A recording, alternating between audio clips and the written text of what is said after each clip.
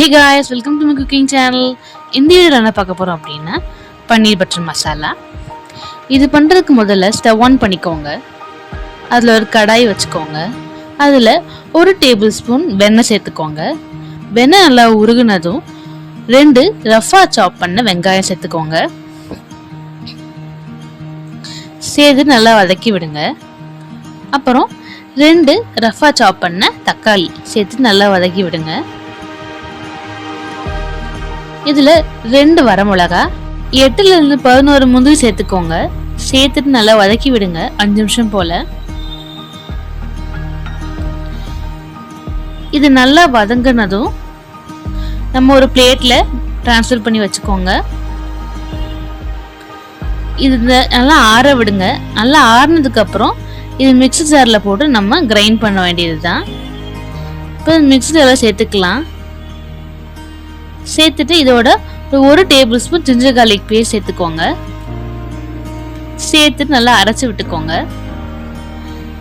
இந்த மாதிரி பேஸ்ட் வரணும். இதுதான் நம்மளோட பன்னீர் பட்டர் மசாலாவோட பேஸ்.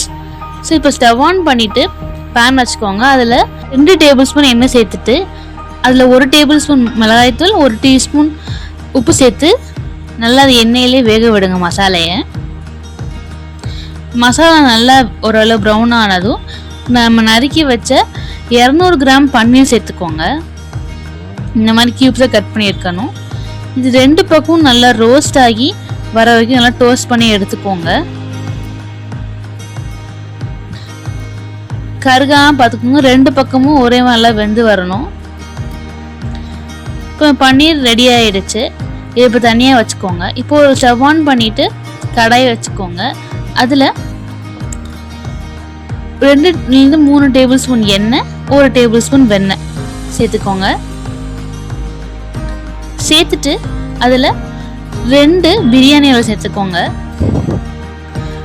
அதோட ஒரு சுருள் பட்டை, 2 கிராம்பு, 1 டேபிள் ஸ்பூன் சீரகம் சேர்த்துட்டு நல்லா வதக்கி விடுங்க 1 நிமிஷம் போல். இப்போ அரைச்சி வச்ச நம்ம பேஸ் பேஸ்ட்டை வந்து சேர்த்துட்டு நல்லா மிக்ஸ் பண்ணி விடுங்க.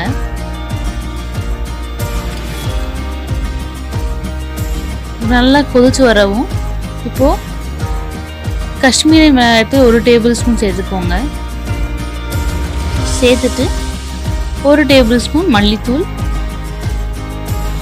1 டீஸ்பூன் கரம் மசாலா, அப்புறம் 1 டேபிள் ஸ்பூன் சுகர்,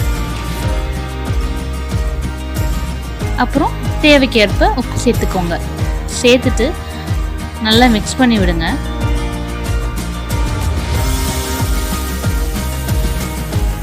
இப்போ 5 நிமிஷம் போல் மீடியம் ஃப்ளேமில் வச்சு நல்லா குக் பண்ணுங்க.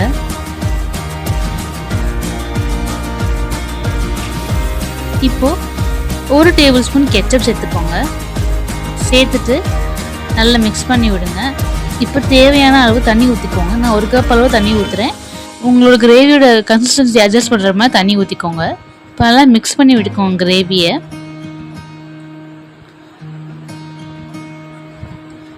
இப்போ திருப்பியும் 5 நிமிஷம் போல நல்லா குக் பண்ணுங்க கிரேவியை. ஸோ இது ரெஸ்டாரண்ட் ஸ்டைல் பன்னீர் பட்டர் மசாலா. இது பண்ணுறதுக்கு ரொம்ப ஈஸி. வித்தின் 20 மினிட்ஸ்க்குள்ள பண்ணி முடிச்சிடலாம். இப்போது நம்ம ரோஸ்ட் பண்ண பன்னீர் சேர்த்துக்கோங்க. சேர்த்துட்டு 2 டேபிள் ஸ்பூன் ஃப்ரெஷ் க்ரீம் சேர்த்துக்கோங்க. இதில் 1 டேபிள் ஸ்பூன் கசூரி மேத்தியை நல்லா க்ரஷ் பண்ணி சேர்த்துக்கோங்க. சேர்த்து நல்லா மிக்ஸ் பண்ணி விடுங்க. கிரேவியை இப்போ மூடி போட்டு ஒரு 10 நிமிஷம் போல் மீடியம் ஃப்ளேமில் வேக விடுங்க. இது ரெஸ்டாரண்ட் ஸ்டைலில் ரொம்ப டேஸ்டியாக இருக்கும். ஸோ நான் பன்னீர் பட்டர் மசாலா சாப்பிட்றதுக்கு ரெடி ஆகிடுச்சு. பன்னீர் பட்டர் மசாலா பாருங்கள் எப்படி இருக்குன்னு. நல்லா ரிச்சாக ரெஸ்டாரண்ட் ஸ்டைலில் சூப்பராக இருக்கும். இந்த வீடியோ பிடிச்சிருந்துச்சு அப்படின்னா மறக்காமல் லைக், ஷேர், சப்ஸ்கிரைப் பண்ணுங்கள். தேங்க்யூ.